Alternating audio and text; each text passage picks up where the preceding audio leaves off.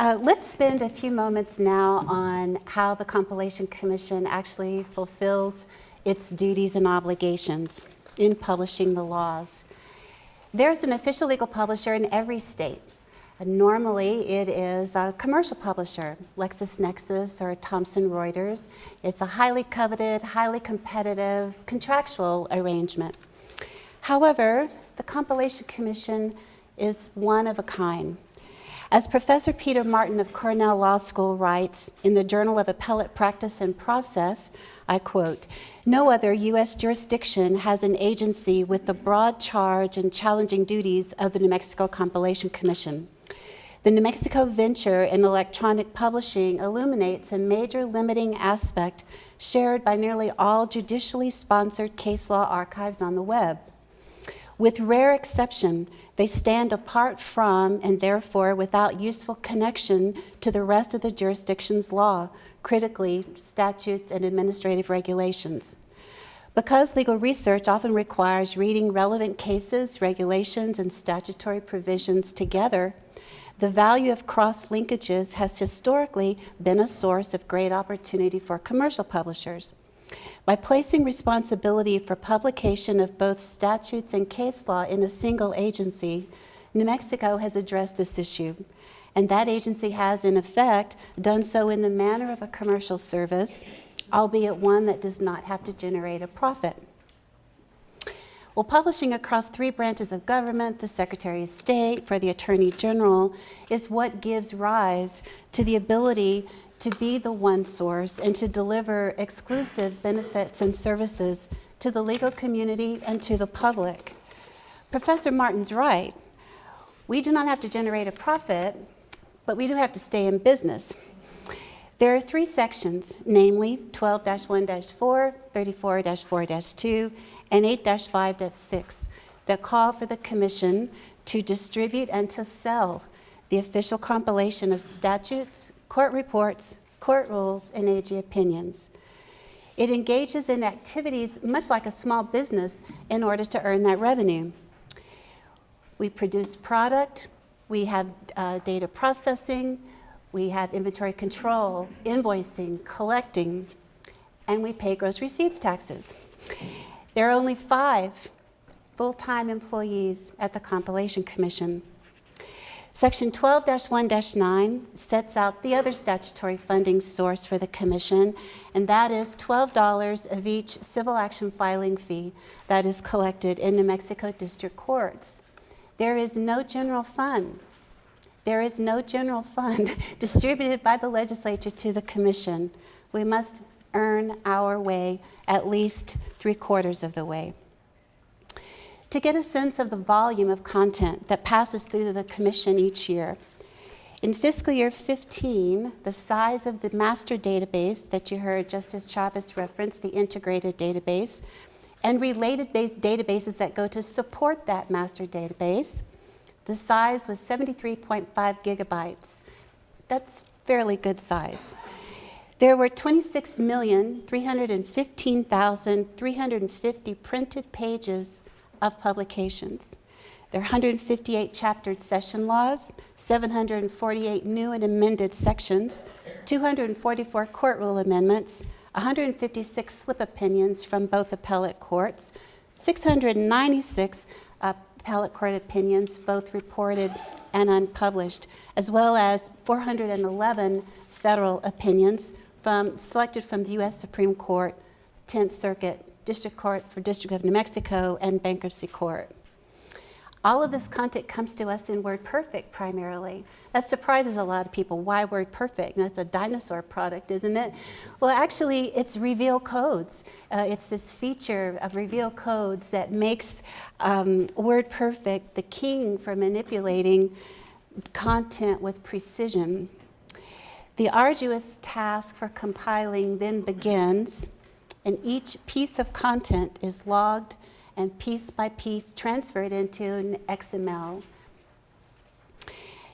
In the database, there is uniform formatting, tagging, insertion of section numbers, case annotations, compiler's notes, other editorial content, triple proofreading. The print statutes are the burdensome production.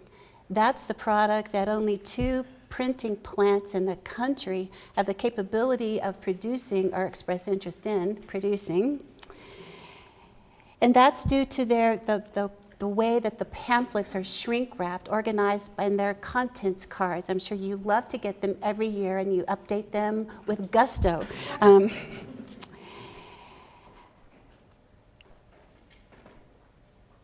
And then occasionally, they take center stage.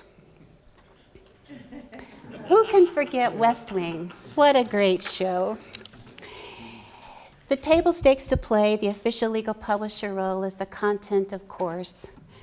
The unique standard of care, however, is how the content is served up to you so as not to replicate simply a 50-state cookie-cutter product. In 2010, the Commission ushered in a new online era. It was about time. The internet had been around for a while. We had books and DVD nailed, so now it's time to do an online product. First, we needed an agency site. That's where the court opinions and the rules began to be published online in the way that you see it today. In 2011, as Justice Chavez referenced, the authenticated digital signature was an additional layer of protection that we added to the content that we're posting to the site. The visible digital signature on the online PDF document serves the same purpose as handwritten signatures or seals on printed documents. In 2012, the Supreme Court adopted this format, the authenticated PDF, as the official appellate court opinion. It became the second state Supreme Court to do so after Arkansas. Illinois followed New Mexico, Oklahoma joined in, and others are following suit. The table was now set that we could begin to publish in real time with the Supreme Court Clerk's Office. In 2012, OneSource was launched, NMONESOURCE.COM, designed by New Mexico lawyers and judges. Now is our chance to solve the age-old publishing dilemma and the law librarian nightmare, which is the blind period of law. You may not know about it being called the blind period of law, but you all dealt with it. And that's the time when a chapter bill, now it's signed by the governor, chaptered by the Secretary of State, and now you have to wait until it's compiled, annotated, and when it was primarily print product, you waited until the fall. Online products had versions, but they really weren't considered official yet because they didn't have the section numbers. They had to wait for the official to be compiled. You don't wait anymore in OneSource. On the effective day of each statute section, it is in NMCC on that day, fully compiled with links throughout the content. When it comes to court opinions, they are published on the 8 o'clock on Tuesday mornings. Those are release days, by the way. On Tuesday mornings at 8 o'clock, they're in OneSource. Court rules on their effective dates are on OneSource with links to forms and annotations as well. So this is why you will see every judge and justice, all jurisdictions, all levels of court in New Mexico are using OneSource.com so that they're current, so that attorneys are not citing them to something they don't already have or just the other way around. There's no longer a blind period of law. So if you're going to court, beware and be prepared. After OneSource became a reality, under the auspices of the Supreme Court, we released a uniform body of case law with new vendor-neutral sites. 11,200 opinions were reviewed 3 or 4 times, and Joey Moy and I have lived to tell it. Every opinion back to Bray versus the United States was reviewed and retrofitted with new vendor-neutral sites and corresponding paragraph numbers. Today, the Commission is manually converting all of the New Mexico report case citations in all New Mexico statute and New Mexico ruled annotations to these new vendor-neutral sites, and that will finally complete our product. And the last component was released on July 15, 2014. Now, this is not Shepard's and this is not Keysight. but it is a way that on the day that a case is released and back to the 1852 NMSC 001, there is subsequent history alerted for you. You'll know immediately whether your case that you're about to cite is still good law or not. And what about serving the public? For the first time in state's history, the public can go online and retrieve a court rule, a form, a statute section, or a case law from one of both of our sites. The Commission developed a free website designed for the non-lawyer, for the citizens to look up sites, for the self-represented litigants, for all pro se parties, and to generally provide the public the access to the laws that they're being held accountable to. This is the unique standard of care for our citizens.